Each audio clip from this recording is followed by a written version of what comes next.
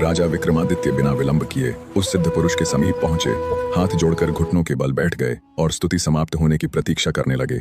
वह महात्मा स्तुति समाप्त करने के पश्चात अपनी आंखें खोलते हैं और राजा विक्रमादित्य की ओर देखते हुए कहते हैं, हे राजन, आप अत्यंत चिंतित और दुखी प्रतीत हो रहे हैं, क्या कारण है?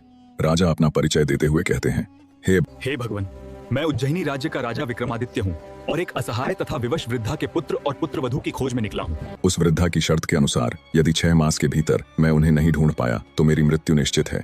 इतना सुनकर वह साधु कहते हैं, हे राजन, आज तक मैंने केवल आपकी गाथाओं के विषय में ही सुना था, किंतु आज उन्हें प्रत्यक्ष भी देख लिया। आप कितना महान कर्तव्य निभाने के लिए निकले हैं।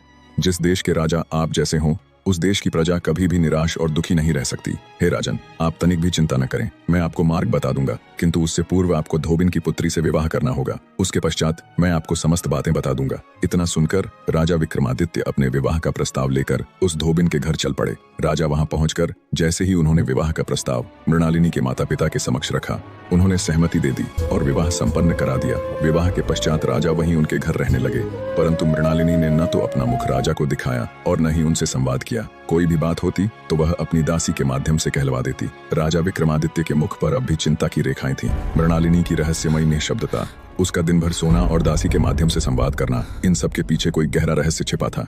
उसी व्याकुलता में वे पुनः उसी साधु के चरणों में पहुंच गए। वह त्रिकालदर्शी साधु मुस्कुराते हुए कहते हैं, हे राजन, अब समय आ गया है कि मैं तुम्हें उस रहस्य से अवगत कराऊं जो मृणालिनी और उसकी दासी के जीवन के पीछे छिपा हुआ है। इससे आगे का पार्ट देखने के लिए चैनल को सब्सक्राइब करें और कमेंट में नेक्स्ट पार्ट लिखें।